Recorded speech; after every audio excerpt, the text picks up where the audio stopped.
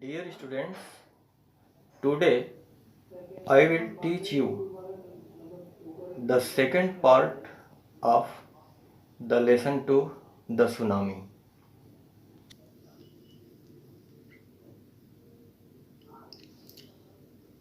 Now here is a story from Thailand. यहाँ पर एक थाईलैंड की कहानी दी जा रही है. The Smith family from South East England were celebrating Christmas at a beach resort in southern Thailand.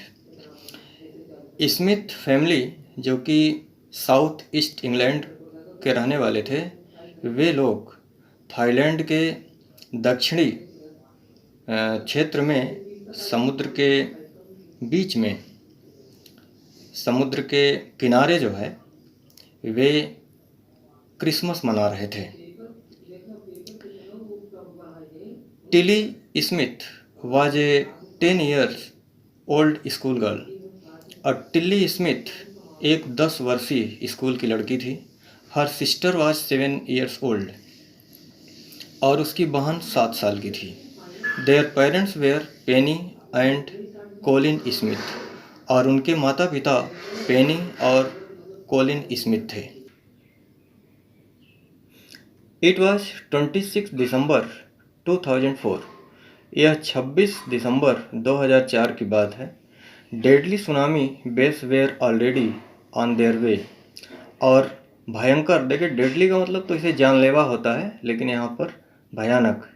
तो भयानक सुनामी की लहरें जो कि पहले से ही अपने रास्ते में थीं, they had been triggered by a massive earthquake of the northern Sumatra earlier than morning.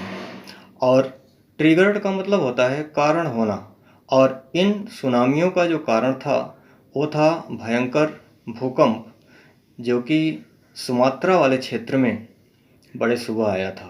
कहने का मतलब कि सुमात्रा के इलाके में, सुमात्रा के उत्तरी इलाके में, नॉर्थ इलाके में भयंकर जो भूकंप आया था, उसी कारण से यह सुनामी की लहरें आ रही थीं. The water was swelling and kept coming in.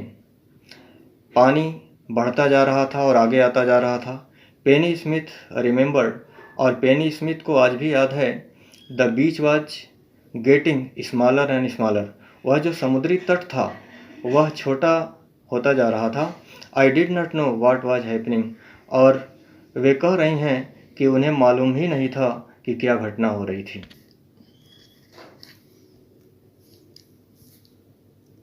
But Tilly Smith sensed that something was wrong. लेकिन टिल्ली स्मिथ ने अनुमान लगाया कि कुछ न कुछ गड़बड़ी हो रही है. Her mind kept going back to a geography lesson she had taken in England just 2 weeks before she flew out to Thailand with her family. और उसको अपने ज्योग्राफी क्लास का वह लेसन याद आया जो कि अपने परिवार के साथ थाईलैंड आने के 2 सप्ताह पहले उसने इंग्लैंड में पढ़ा था. टिल्ली saw the sea slowly rise and start to form bubble and form whirlpool. टिल्ली ने देखा कि धीरे धीरे समुद्र का पानी उठ रहा था और उसमें झाग, फोम का मतलब झाग, और उसमें झाग उठ रहे थे. बबल, बुलबुले निकल रहे थे. एंड फॉर्म whirlpool, और whirlpool का मतलब भंवर. पानी जो है बहुत तेज़ी से घूम रहा था. She remembered that she had seen this in class in A video of A tsunami that had hit the Hawaiian island in 1946. और उसे याद आया कि वह यही सारी घटना उस वीडियो में देखा था जो कि सुनामी के बारे में बना था, और वह सुनामी 1946 में हवाईयन आइलैंड पर प्रहार किया था. Her geography teacher had shown her class the video and told them that tsunamis can be caused by earthquake, volcanoes and landslides. और उसकी ज्योग्राफी के टीचर ने उसे बताया था कि सुनामी का कारण जो है भूकंप होते हैं, या फिर ज्वालामुखी होते हैं, या फिर लैंड स्लाइड होती है.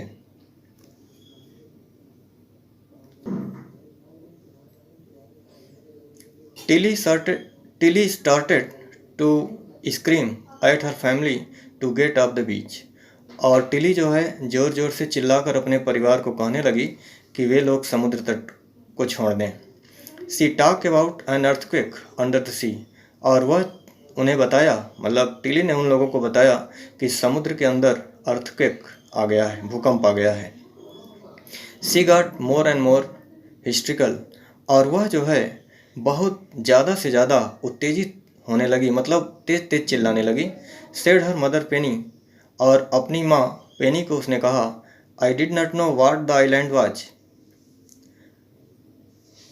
Said her mother Penny.